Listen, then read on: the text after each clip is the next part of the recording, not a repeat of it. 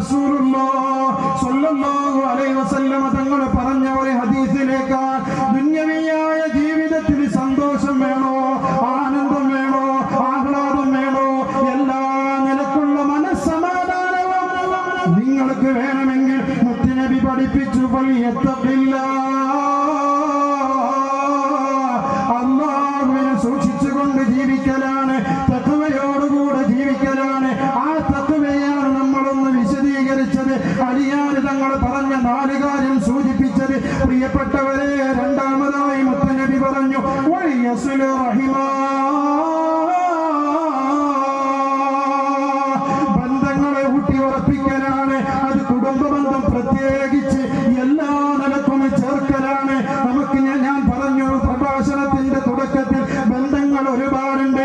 അയൽപക്ക ബന്ധങ്ങളുണ്ട്, മാതാപിതാക്കൾ മക്കളോട് ബന്ധങ്ങളുണ്ട്, അയൽവാസികളോട്, കൂട്ടുകുടുംബങ്ങളോട്, ജ്യേഷ്ഠാനുജന്മാരോട്, സഹോദര സഹോദരിമാരോട്, ബന്ധുമിത്രാദികളോട്, എല്ലാ ബന്ധങ്ങളും പരിപൂർണ സുരക്ഷിതത്വത്തിലായി ഒരിക്കലും ഒരു വിള്ളലേൽപ്പിക്കാതെ, ഒരു പോറലേൽപ്പിക്കാതെ ആ ബന്ധങ്ങളെയൊക്കെ കൂട്ടിക്കൊണ്ടുപോവുക എന്നുള്ളതും നമുക്ക് ഈ ദുനിയവിയായ ജീവിതത്തിൽ വിജയിക്കാൻ സാധിക്കുമെന്ന് ഹബീബ് സയ്യിദുനാ റസൂലുള്ളാഹി സ്വല്ലല്ലാഹു അലൈഹി വസല്ലം തങ്ങൾ നമ്മെ പഠിപ്പിക്കുകയാണ്. 2 കാര്യം, അതിന് റിസൾട്ടായി 4 കാര്യം പറഞ്ഞു. ഒന്ന്, ജീവിതത്തിലുള്ള സന്തോഷം, ആയുസ്സിലുള്ള ബറക്കത്ത് അഥവാ ആയുസ്സിന് നേട്ടം കിട്ടുക, നമ്മുടെ ആയുസ്സിൽ വിശാലതയുണ്ടാകുക. അതുപോലെ തന്നെ നമ്മുടെ ഭക്ഷണത്തിൽ ബറക്കത്തുണ്ടാകുക. അവസാനമായി മോശം മരണത്തിൽ നിന്ന് രക്ഷപ്പെടുക. ഇതിന് 2 കാര്യങ്ങൾ ചെയ്യാനാണ് മുത്തുനബി പഠിപ്പിച്ചത്. മുത്തഫഖുൻ അലൈഹിയായ ഹദീസാണ്. ഇമാം ബുഖാരി റഹ്മത്തുള്ളാഹി അലൈഹിയും അതുപോലെ തന്നെ ഇമാം മുസ്ലിമും റിപ്പോർട്ട് ചെയ്ത ഹദീസാണ്. അള്ളാഹുവിനെ തഖ്വ ചെയ്തുകൊണ്ട് ജീവിക്കലും അവിടെ കുടുംബ ബന്ധം ചേർക്കുക എന്നുള്ളതാണ് ഹദീസിന്റെ പ്രത്യക്ഷ അർത്ഥത്തിലെങ്കിലും അതിന്റെ വിശദീകരണത്തിൽ ബഹുമാനപ്പെട്ട മുഹദ്ദിസീങ്ങൾ വളരെ വ്യക്തമായി കൊണ്ട് നമ്മെ പഠിപ്പിക്കുന്നുണ്ട്. എല്ലാ ബന്ധങ്ങളും സർവ്വനിലക്കും ഊട്ടിയുറപ്പിക്കുക എന്നുള്ളതാണ് ആ ബന്ധങ്ങളെ കൊണ്ട് പ്രത്യേകമായി ഉദ്ദേശിക്കപ്പെടുന്നത് എന്ന് ബഹുമാനപ്പെട്ട മുഹദ്ദിസീങ്ങൾ നമ്മെ ഉണർത്തുന്നു. ബന്ധങ്ങൾ എപ്പോഴും നിലനിൽക്കണം പ്രിയപ്പെട്ടവരെ. നമ്മൾ നേരത്തെ പറഞ്ഞില്ലേ, എപ്പോഴാണ് കണ്ണടക്കുക എന്നറിയില്ല. ഇവിടെ ഉസ്താദ്മാർക്ക് സൂചിപ്പിച്ചു, എന്തെങ്കിലും തർക്കങ്ങളിലോ വിതർക്കങ്ങളിലോ ഏർപ്പെട്ട് 2 ദിവസമോ അല്ലെങ്കിൽ 3 ദിവസമോ ഒക്കെ മിണ്ടാതിരിക്കാൻ നമുക്ക് എന്താ അവകാശമുള്ളത്? എന്ത് ഗ്യാരണ്ടിയോടെയാണ് നമ്മൾ അങ്ങനെ ഒരു പ്രവർത്തനത്തിൽ ഏർപ്പെടുന്നത്? എന്തെങ്കിലും നിസ്സാര വിഷയങ്ങളായിരിക്കും.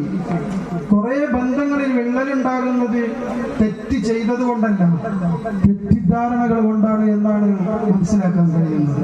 തെറ്റിദ്ധാരണ, ഒന്നൊരു വട്ടമേശയ്ക്ക് ഇരുന്നു കൊണ്ടൊന്ന് ചർച്ച ചെയ്താൽ കൂട്ടുകുടുംബങ്ങളിലുള്ള ജ്യേഷ്ഠാനുജന്മാർ തമ്മിലുള്ള, സഹോദര സഹോദരിമാർ തമ്മിലുള്ള ആ ബന്ധങ്ങളൊക്കെ എന്തുകൊണ്ടും സുദൃഢമാക്കാൻ കഴിയും. ഒരു തുറന്ന സംസാരത്തോടുകൂടി തീരാവുന്ന പ്രശ്നമാണുള്ളതെങ്കിൽ അത് വലിയ പ്രശ്നങ്ങളായി ആ കുടുംബത്തിൽ അങ്ങനെ നിലനിന്ന് അത് അവരുടെ പിന്തലമുറയിലേക്ക് കടന്ന് ആരാണോ ഇതിന് തുടക്കം കുറിച്ചത് അവർക്ക് കബറിലെ ഒന്ന് നേരാവണ്ണം കിടക്കാൻ കഴിയാത്ത വിധം ഇവിടെ ദുനിയാവിന്റെ മുകളിൽ മക്കൾ അങ്ങോട്ടും ഇങ്ങോട്ടും ഇപ്പോഴും തെറ്റി നടക്കുന്ന ഒരു സാഹചര്യം പ്രിയപ്പെട്ടവരെ ഉണ്ടാവരുത്. അല്ലാഹു നമ്മെ കാത്തുരക്ഷിക്കട്ടെ. അതിന് പ്രധാനമായി മുത്തുനബി സല്ലല്ലാഹു അലൈഹി വസല്ലം തങ്ങൾ പഠിപ്പിച്ചു സലാമിനെ അധികരിപ്പിക്കുക എന്ന്. സയ്യിദുനാ നബി മുഹമ്മദ് മുസ്തഫ സലാം പറയണം, നമ്മൾ സലാം പറയണം. ഭാര്യ ഭർത്താവിനോടും ഭർത്താവ് ഭാര്യയോടും. ഒരു കുടുംബം എന്ന് പറയുന്നതിന്റെ ബേസിക് ഭാര്യയും ഭർത്താവാണല്ലോ, ഉമ്മയും ഉപ്പയുമാണല്ലോ. അവിടുന്നാണ് ഒരു കുടുംബം പൊട്ടിമുളക്കുന്നത്. അതിൽ നിന്ന് ശിഖരങ്ങളായി ഉപശിഖരങ്ങളായി മറിയുമ്പോ അടിസ്ഥാനപരമായ ഉമ്മയും ഉപ്പയും ഒരു ജീവിതത്തിന്റെ മാതൃക മഹിമയായിക്കൊണ്ട് മാറണം. എന്റെ ഉമ്മ ഇങ്ങനെയായിരുന്നു, എന്റെ ഉപ്പ ഇങ്ങനെയായിരുന്നു എന്ന് മക്കൾക്ക് പഠിച്ചെടുക്കാൻ ഒരു പ്രത്യേകമായ മാതൃക നമ്മുടെ ജീവിതത്തിൽ നമ്മൾ കാണിച്ചു കൊടുക്കണം. അല്ലാഹു തൗഫീഖ് നൽകി അനുഗ്രഹിക്കട്ടെ.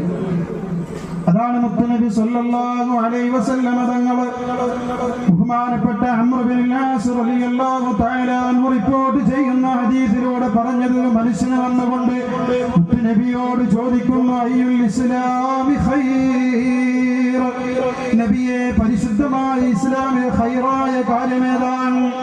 മുത്തുനബിയോട് ചോദിക്കുകയാണ്, ഖൈറായ നല്ല ഒരു കാര്യം ഞങ്ങൾക്കൊന്ന് പറഞ്ഞു തരുമോ എന്ന് ഹബീബായ മുത്തുനബി സല്ലല്ലാഹു അലൈഹി വസല്ലം തങ്ങളോട് വന്ന് ചോദിക്കുമ്പോ പ്രിയപ്പെട്ടവരെ, മുത്തുനബി പറഞ്ഞു കൊടുത്ത മറുപടി വളരെ ശ്രദ്ധേയമാണ്, ചിന്തനീയമാണ്. എന്താണ് മുത്തുനബി പഠിപ്പിച്ചു കൊടുത്തത്? ഉമ്മയെ ബഹുമാനിക്കണമെന്ന് അവിടെ പറഞ്ഞിട്ടില്ല, 5 വഖത്ത് നമസ്കരിക്കണമെന്ന് അവിടെ പറഞ്ഞിട്ടില്ല. അവിടെ പറഞ്ഞത്